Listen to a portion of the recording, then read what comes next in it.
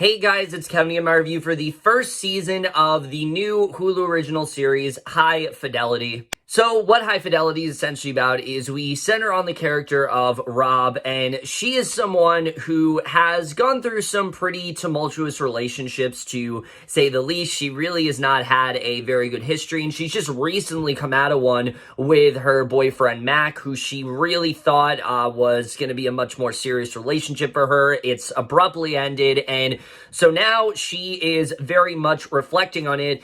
But she also is someone that owns this record store of sorts, and she's very much into music. So she compiles this top 5 heartbreaks list, and basically the rest of the show is her trying to reflect on it, kind of see what went wrong and if she could possibly repair them, but also kind of do some self-reflecting of her own. So High Fidelity overall, I was definitely looking forward to this show, mainly for a couple reasons. I am a fan of the original film that this is based on. I think that it's a very fun and very different kind of romantic comedy. It finds a way to apply, romance to music, and that's something I always really liked about that film. I think that's probably one of John Cusack's best performances. It was a lot of fun. And just overall, I was interested in seeing what this show was really going to do, mainly because there is stuff that you can do with this that the movie simply couldn't. And so I was excited to see how they really would go about it, but also because I remember the show was originally announced for Disney Plus and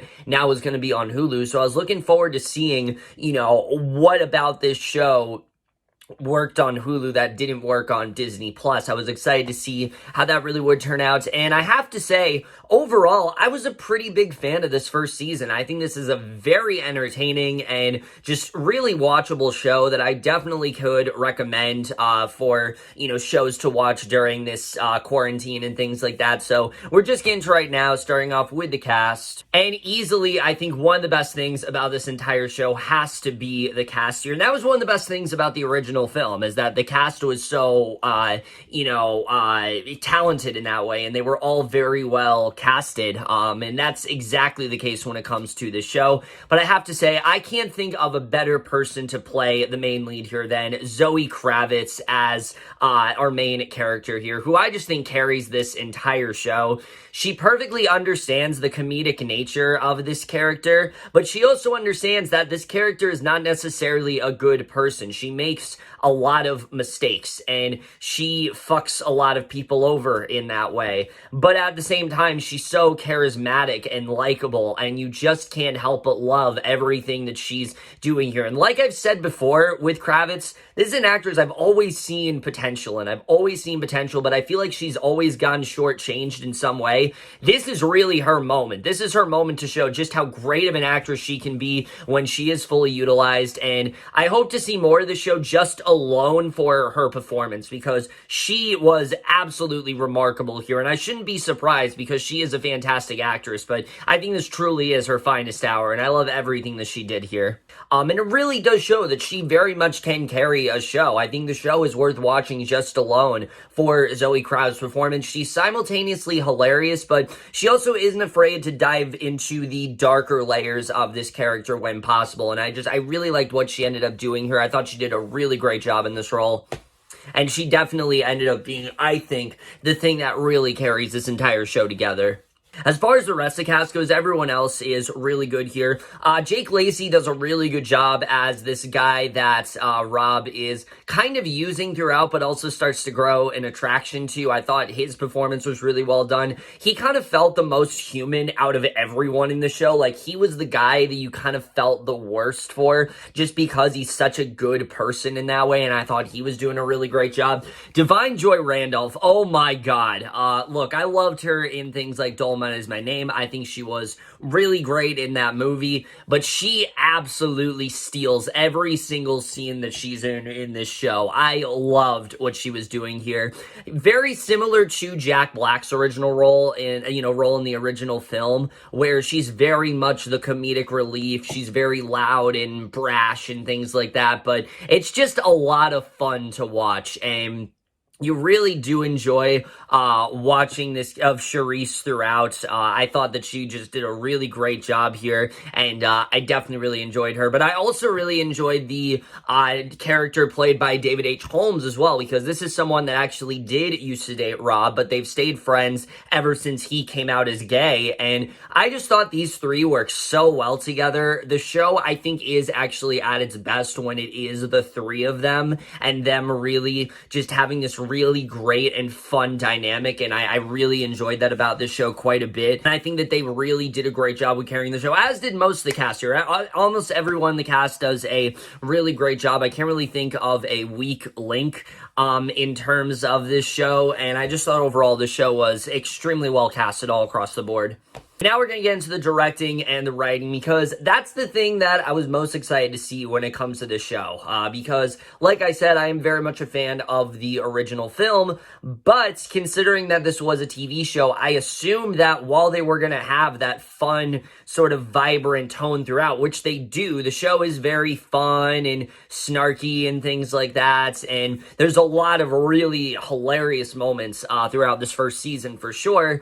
But it is significantly more darker, I think, than the original film. And that's because we're able to dive a little bit deeper into Rob's character, which I'll get into in the writing and things like that. But I just thought the directing here was really well done. This did not at all feel like one of those things where it's like, oh, let's take this dead property, let's just, we're gonna take this dead property, we're gonna capitalize it, and we're not gonna do really anything different. This really felt like the people that made this show are fans of the original film. And not only that, they looked at the original film and thought, this could be even better as a TV show. And they were absolutely right, because I do think that the tone is really well handled here. When the show is a lot of fun, it's a lot of fun. But when it gets dark, it's not afraid to get really dark. And I really admired that about the show. I thought that the showrunners here overall just did a really good job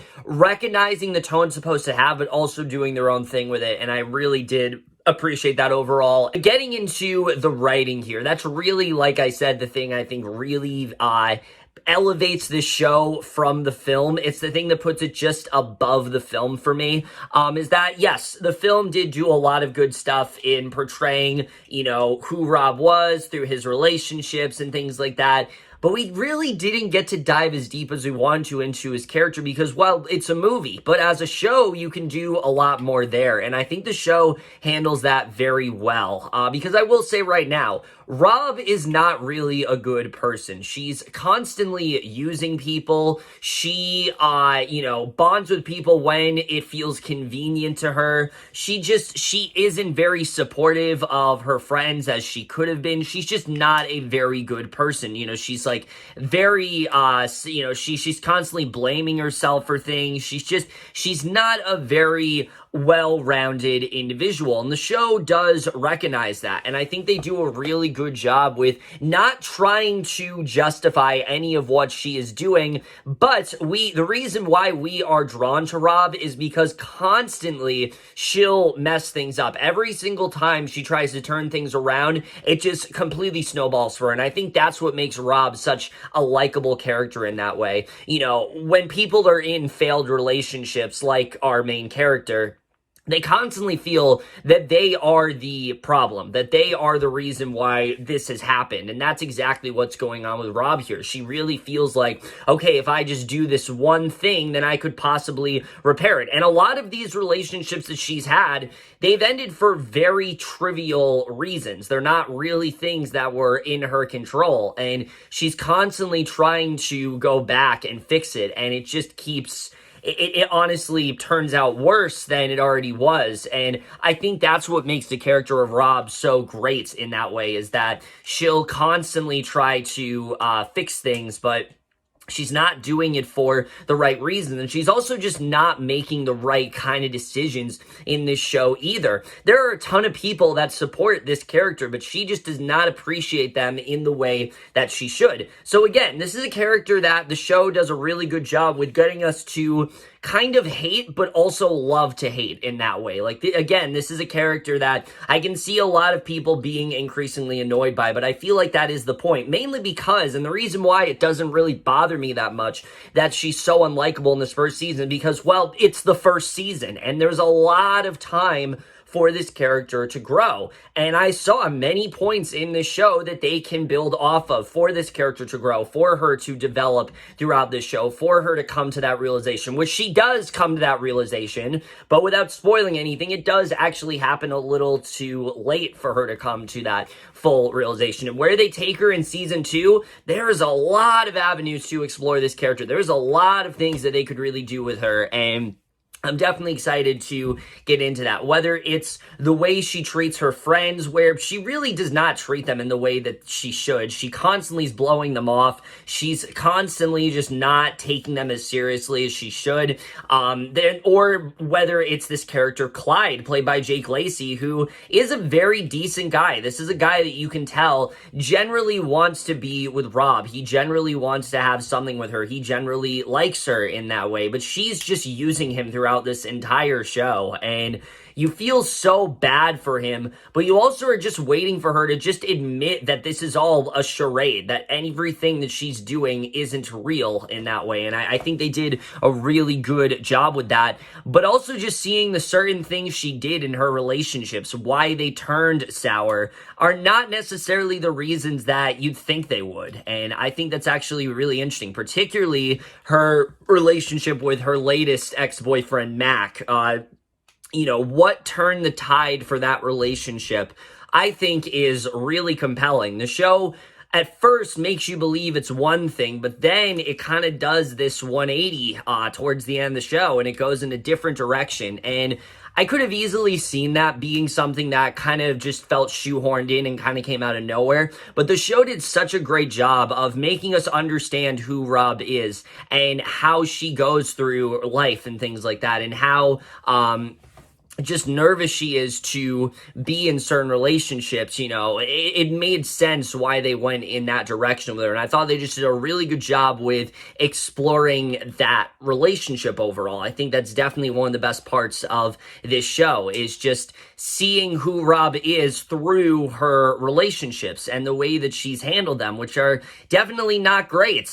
She's really not done a great job in any of them. She's literally one of the top 5 heartbreaks is literally from like 8th grade or something like that. So that's how hung up she is on this. And I think the show does a really great job with crafting that, and that's something I definitely really did enjoy. But like I said, the show is also a lot of fun. There's a lot of really funny moments throughout the show. A lot of that's due to Rob's narration. She's very similar to the movie. She's very snarky. She's very sarcastic. She'll very often give us this very cynical worldview, and it's just really fun to watch because, again, Rob is not very likable in that way. But to the audience, the way that she sees the world, I found to be very funny. I found to be a lot of funny moments when it comes to the narration. I really did appreciate that, but it also is the supporting characters in the show, especially the character of Charisse, who is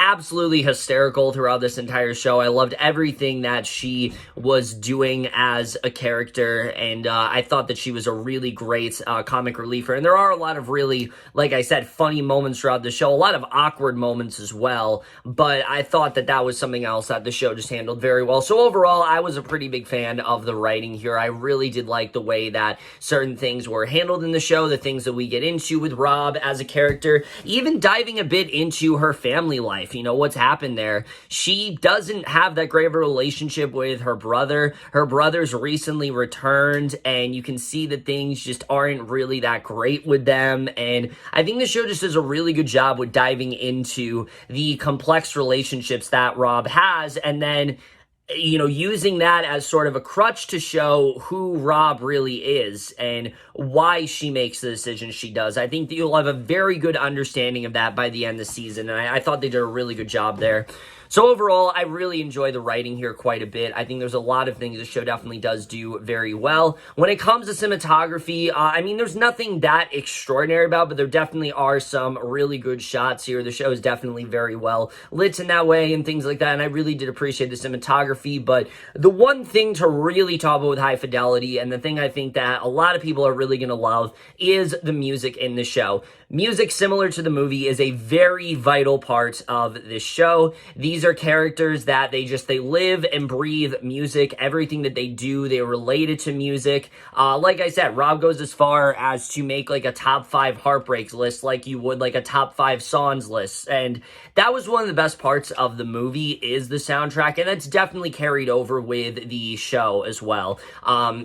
This is just such a fun and memorable soundtrack. There's so many songs that I'm sure you guys will recognize. I'm sure you guys will want to be listening to. One in the finale in particular that I've been listening to since I watched that finale, and I have not been able to stop listening to it ever since. It's definitely one of those shows, and there's a lot of just really fun moments when it comes to music.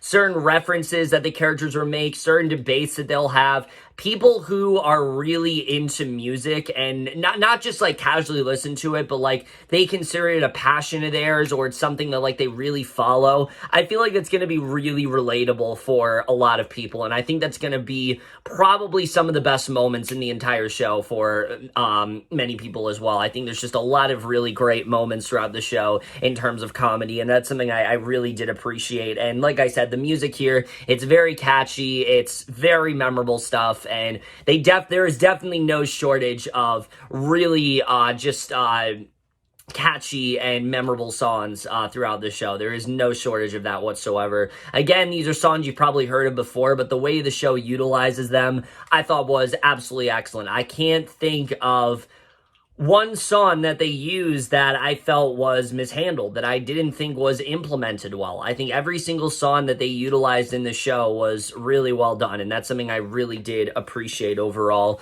And then the editing, the show is only 10 episodes long, and they're only half an hour. I will say some episodes I think do run a little too short, some of them, but most of them I think are paced really well, and that's something I really did appreciate about this show. So overall, there is a lot to really love about High Fidelity overall. I think that this is a very well-written show for sure, as I said, but there are still a couple faults that do, I think, bring this down.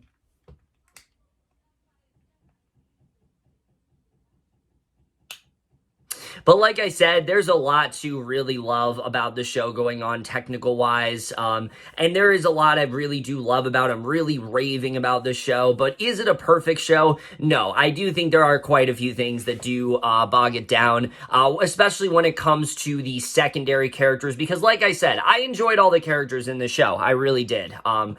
But to be honest, I felt like the only characters that felt all the way fleshed out were Rob and Jake Lacy's character Clyde, and also her ex Mac. Anyone else, particularly her two friends, I just did not feel were as well utilized. The character, the David H. Holmes character, they spend an entire episode on him, episode 8, and it was really well done. It was almost my favorite episode of the entire show at first.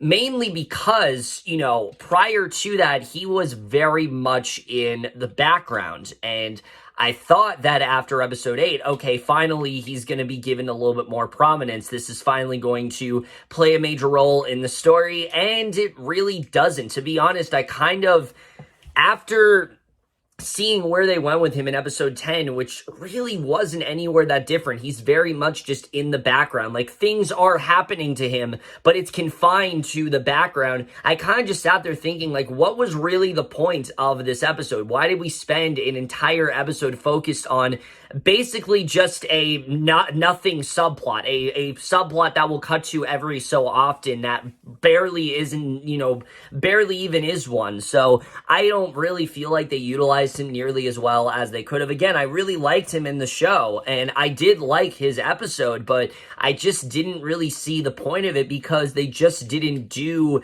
what I wanted them to with it, and that was definitely very disappointing for sure. But also when it comes to the character of Charisse, who really, beyond being the comic relief, doesn't have much of anything going on in this show. There's kind of this side plot of how she wants to start a band and things like that, but that's so pushed to the background. That's not something that we really focus on at all. It feels very much just on the side, and I think they could have done a better job with diving into that plot line overall. There's also something that happens between Rob and Charisse that felt like it came out of nowhere. I didn't really feel like there was any build up to it whatsoever, and that was just really odd to me overall. I don't really know what they were trying to do there. So yeah, I'd say those are really the main things that do sort of affect this show, is that the secondary characters just really aren't that strong. Again, I liked them. They were fun in the moment, but they're not really memorable in terms of a story. I didn't feel like they were as utilized as they could have been. And again, it would be more of an issue if Rob wasn't such a well-written character in that way. But thankfully, because she is, it's not nearly as much of an issue as I'm making it out to be. But it is something that I think the show definitely could have utilized a lot better. All right, so with all that said, now we are going to get more into spoilers, which there is quite a lot that does go on in this show that I do want to get into for where they're going to go into season 2. So the main things I'm going to hit at is really everything going on with Mac and Rob, which I thought was really well done. I did not expect Mac to play nearly as big of a role as he did in the show, because from what I remember in the movie, the girl that Rob breaks up with in the film, she's not really in it that much until towards the end. Mac is in it for a long amount of time, and that's mainly because Rob discovers that Mac has this other girlfriend, and she's like freaking out about it, and she doesn't know what to really do. So that's when she really enlists the help of Clyde. She wants Clyde to pretend to be her boyfriend, and you can tell, like I said, that there is a genuine attraction between those two, and we'll get more into that plot line in a little bit. But I liked what we were doing here with Mac, because you can tell there's a part of him that does still care for Rob, and you kind of think throughout most of this show that he has just grown tired of her. He didn't want to do this anymore because she didn't want to commit, and he wasn't happy about that. And you think that he really is the main issue. You think that he's the reason why things went downhill.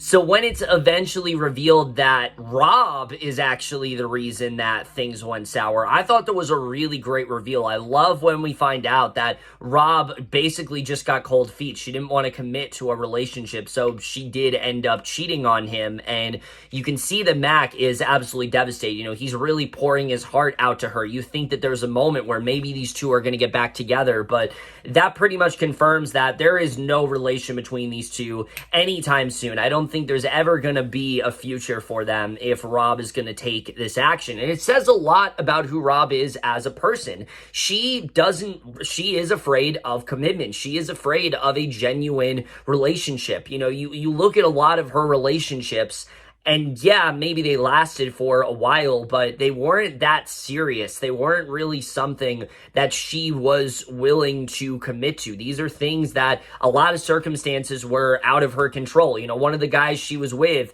it didn't even really like her that much. He liked another girl, and now they're married, and all these other things have gone on around, or you look at the girl that Rob dated, and she has this whole exotic lifestyle now, and she has a whole group of people, and Rob, as we know, doesn't really have anyone. And that's fun. Rob, the penultimate episode of the show, was definitely one of my favorites, because it really gave us a chance to see that Rob is very lonely. It's not because Rob is disliked, it's because she is not wanting to let people into her life. Every single time someone shows concern for her, she just kind of lets them out. She just, basically just does whatever she can to take them out of her life. And I think that's something that's going to be very relatable for people, because Rob is someone that is afraid of really having genuine relationships with people. And I think it kind of stems back to what Cam was telling her about, where she doesn't really want to get that close with people. She doesn't want to change. And I think the end of this season kind of suggests that she's going to have to, because, her and Mac, that's not going anywhere. Mac's, girlfriend wants nothing to do with her now. Mac especially doesn't want anything to do with her.